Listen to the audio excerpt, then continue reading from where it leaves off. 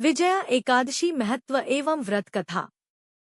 संकल्प और भक्ति से मिलेगी हर कार्य में विजय। नमस्कार प्रिय भक्तों, स्वागत है आपका राजेश स्पिरिचुअल पाथ चैनल में, जहां हम लाते हैं आपके लिए दिव्य ज्ञान और अद्भुत आध्यात्मिक कथाएं। आज हम सुनेंगे विजया एकादशी की वह कथा जिसके व्रत से असंभव कार्य भी संभव हो जाते हैं। क्या आपने कभी सोचा है कि जीवन में सफलता कैसे सुनिश्चित की जाए? कठिन परिस्थितियों में विजय कैसे प्राप्त करें? अगर हाँ, तो यह कथा आपके लिए ही है। विजया एकादशी सफलता और विजय का दिव्य व्रत। विजया एकादशी व्रत करने से व्यक्ति को कठिन से कठिन कार्य में सफलता प्राप्त होती है। यह व्रत हर साल फाल्गुन मास के कृष्ण पक्ष की एकादशी तिथि को रखा जाता है। इस वर्ष यह 24 फरवरी सोमवार को आ रही है। एक शुभ संयोग। इस दिन भगवान विष्णु की पूजा सिद्धि योग में करने से आपकी सभी बाधाएं दूर होंगी और जीवन में सफलता के नए द्वार खुलेंगे। इस दिन सुबह स्नान करके भगवान विष्णु की विधि विधान से पूजा करें और फिर श्रद्धा के साथ विजया एकादशी व्रत कथा पढ़े या सुने। विजया एकादशी का महत्व। धर्मराज युधिष्ठिर बोले, हे जनार्दन, आपने माघ के शुक्ल पक्ष की जया एकादशी का अत्यंत सुंदर वर्णन करते हुए सुनाया। अब आप फाल्गुन मास के कृष्ण पक्ष की एकादशी का क्या नाम है तथा उसकी विधि क्या है? कृपा करके आप मुझे बताइए। श्री भगवान बोले, हे राजन, फाल्गुन मास के कृष्ण पक्ष की एकादशी का नाम विजया एकादशी है। इसके व्रत के प्रभाव से मनुष्य को विजय प्राप्त होती है। यह सब व्रतों से उत्तम व्रत है। इस विजया एकादशी के महात्म्य के श्रवण व पठन से समस्त पाप नाश को प्राप्त हो जाते हैं। भयंकर शत्रुओं से जब आप घिरे हों और पराजय सामने खड़ी हो, उस विकट स्थिति में विजया नामक एकादशी आपको विजय दिलाने की क्षमता रखती है। विजया एकादशी व्रत कथा। एक समय देवर्षि नारद जी ने जगत पिता ब्रह्मा जी से कहा, महाराज, आप मुझसे फाल्गुन मास के कृष्ण पक्ष की एकादशी विधान का कहिए। ब्रह्मा जी कहने लगे कि हे नारद, विजया एकादशी का व्रत पुराने तथा नए पापों को नाश करने वाला है।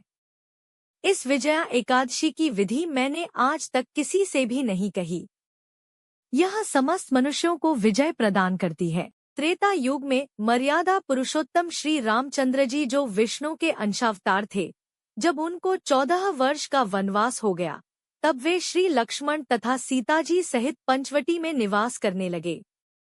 वहां पर दुष्ट रावण ने जब सीता जी का हरण किया, तब इस समाचार से श्री रामचंद्र जी तथा लक्ष्मण अत्यंत व्याकुल हुए और सीता जी की खोज में चल दिए। घूमते घूमते जब वे मरणासन्न जटायु के पास पहुंचे, तो जटायु उन्हें सीता जी का वृत्तांत सुनाकर स्वर्गलोक चला गया। कुछ आगे जाकर उनकी सुग्रीव से मित्रता हुई और बाली का वध किया। हनुमान जी ने लंका में जाकर सीता जी का पता लगाया और उनसे श्री रामचंद्र जी और सुग्रीव की मित्रता का वर्णन किया। वहां से लौटकर हनुमान जी ने भगवान राम के पास आकर सब समाचार कहे। श्री रामचंद्र जी ने वानर सेना सहित सुग्रीव की संपत्ति से लंका को प्रस्थान किया। जब श्री रामचंद्र जी समुद्र के किनारे पहुंचे, तब उन्होंने मगरमच्छ आदि से युक्त उस अगाध समुद्र को देखकर लक्ष्मण जी से कहा कि इस समुद्र को हम किस प्रकार से पार करेंगे। श्री लक्ष्मण ने कहा, है पुराण पुरुषोत्तम, आप आदि पुरुष हैं, सब कुछ जानते हैं। यहाँ से आधा योजन दूर पर कुमारी द्वीप में वग्दालभ्य नाम के मुनि रहते हैं। उन्होंने अनेक ब्रह्मा देखे हैं। आप उनके पास जाकर इसका उपाय पूछिए। लक्ष्मण जी के इस प्रकार के वचन सुनकर श्री रामचंद्र जी वग्दालभ्य ऋषि के पास गए और उनको प्रणाम करके बैठ गए। मुनि ने भी उनको मनुष्य रूप धारण किए हुए पुराण पुरुषोत्तम समझकर उनसे पूछा कि हे राम, आपका आना कैसे हुआ? रामचंद्र जी कहने लगे कि हे ऋषि, मैं अपनी सेना सहित यहाँ आया हूँ और राक्षसों को जीतने के लिए लंका जा रहा हूँ। आप कृपा करके समुद्र पार करने का कोई उपाय बतलाइए। मैं इसी कारण आपके पास आया हूँ। वग्दालभ्य ऋषि बोले कि हे राम, फाल्गुन मास के कृष्ण पक्ष की एकादशी का उत्तम व्रत करने से निश्चय ही आपकी विजय होगी, साथ ही आप समुद्र भी अवश्य पार कर लेंगे। इस व्रत की विधि यह है कि दशमी के दिन स्वर्ण, चांदी, तांबा या मिट्टी का एक घड़ा बनाएं। उस घड़े को जल से भरकर तथा 5 पल्लव रख वेदिका पर स्थापित करें। उस घड़े के नीचे सतनाजा और ऊपर जौ रखें। उस पर श्रीनारायण भगवान की स्वर्ण की मूर्ति स्थापित करें। एकादशी के दिन स्नानादि से निवृत्त होकर धूप, दीप, नैवेद्य, नारियल आदि से भगवान की पूजा करें।